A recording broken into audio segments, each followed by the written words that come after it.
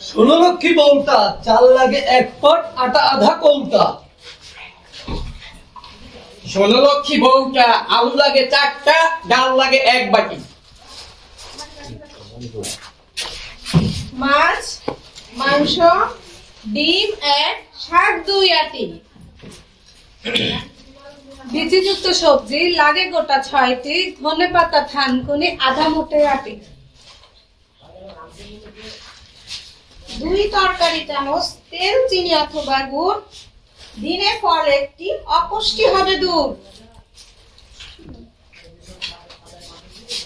মশলা ও নুন পরিমাণ মতো দিলে বাঁচে খাদ্যগুণ।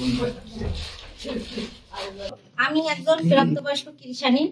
এই খাবারগুলো যদি আমি রেগুলার খাই তাহলে আমি এবং আমার ফ্যামিলি সবাই 3টি কাজ হবে। আপনার তাপ ও শক্তিদায়ক, ক্ষয় পূরণ ও বৃদ্ধি সাধন, রোগ প্রতিরোধ ক্ষমতা বৃদ্ধি পাবে।